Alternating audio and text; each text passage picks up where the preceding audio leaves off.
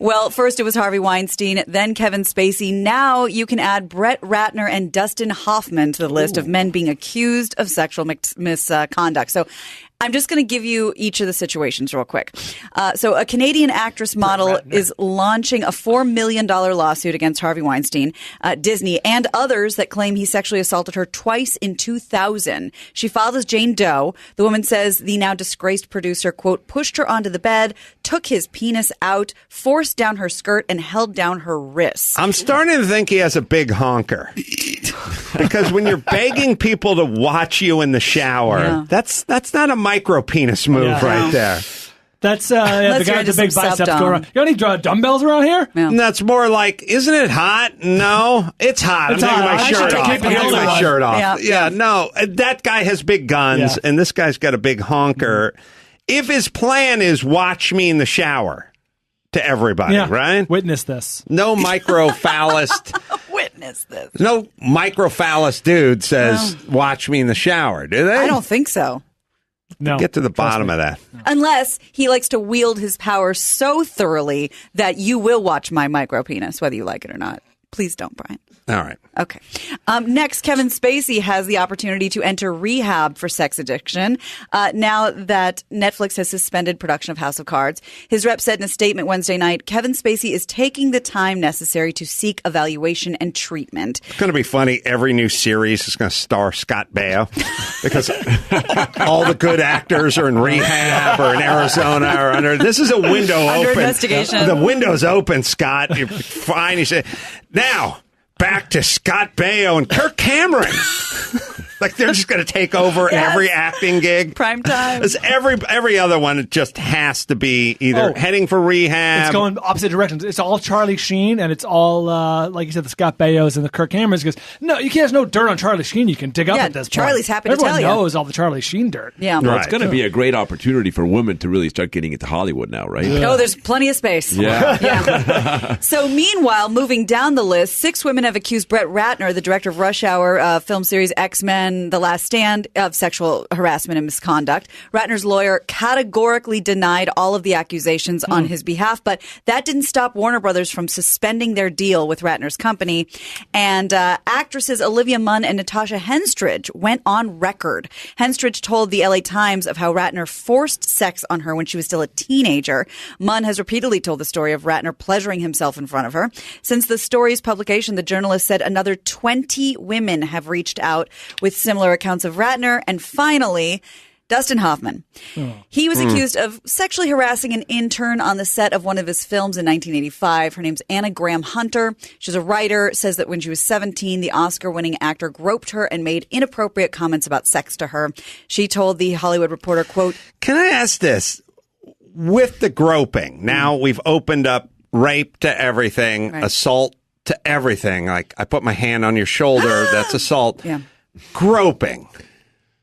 Has this been opened up? Because I don't feel, and I know a lot of abrasive, sort of bad dudes never ever groped. You know, like, what is the grope? What does that mean? How does that work? I would think, personally, for me, probably to consider it a grope would be to aggressively go at the swimsuit area. Yeah. Define aggressively. My arm, my leg, my head. You know, that I wouldn't consider you having tried to grope me. Does that work for anybody? I can't. See, I'm assuming. Yes, you're married men over here. You guys, not for me. You guys win the groping Olympics. Well, all right, but I think Brett Ratner's grandma lives. Doesn't Brett Ratner live with his grandma? That'd be very awkward. To take a girl back and your grandma's there. Yeah, that's just awkward. Did she? I mean, this is Dustin putting his hand on her thigh. This is not. And talking about sex. To your point earlier about, I don't want to minimize someone's experience from 1980s, but we're painting them with the same brush. You know what I mean? And clearly Brett Ratner is allegedly perhaps a racist. Rapist. My God, Brian. And Dustin Hoffman, I'm not minimizing it, but this is not the same. Well, like you said, in the hierarchy. Brushes. So this is what she said to The Hollywood Reporter. She said he was openly flirtatious. He grabbed my ass. He talked about sex to me and in front of me. No, it's all unacceptable. It's unpleasant. But it's also not very nice. Listen, you shouldn't do it. Look,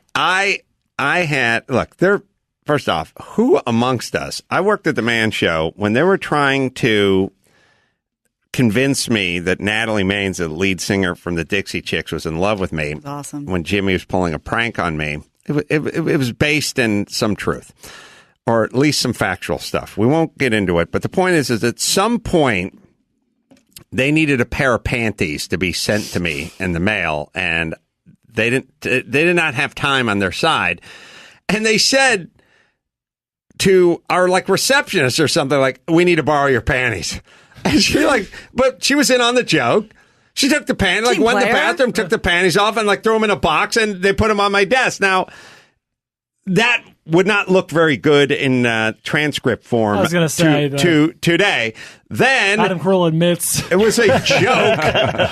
It was a joke that she was in on. If Cousin Sal was wearing panties, we would have pulled them off of him. There's that stuff gone on nonstop all day, every day in this town, but also out of this town and in almost every business. Now, the question is how do we want to spin all of it? Well, and it depends. It depends on the person. I mean, I worked in night radio for many years, and I was cajoled by a couple of nighttime hosts to take my pants off and get on a scale for a bit, and I was happy to oblige because I thought it was funny. Right. So it just depends. But did you feel? I have a good idea. Water displacement. We wanted to see how many pounds of show we were. So does this person felt threatened by Dustin Hoffman and then sat on it for 30 years? Well, I'm just saying, yes, what? Breaking. Gary just sent me a headline from the New York Post. It says, she claims she asked for his food order and he replied, quote, "I'll have a hard-boiled egg and a soft-boiled clitoris." Wow. I mean, that's not funny. No, Brian. Mm-hmm. All right. How about something a little happier? All right. I don't know. Do we feel like we need to lump Dustin Hoffman on the group of deplorables, the guys who are doing the raping? That's all I'm saying. Worse for Brett Ratner. Are these stories coming out or no one being surprised?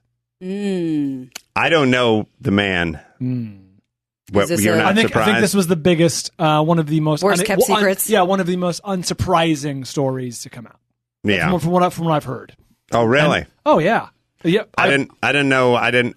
What's he do? Comic book movies? He did Red Dragon. He did Rush Hour. He did Rush Hour. Yeah. He does Jackie Chan. Slightly above average movies. All right. Yeah. All right. All right.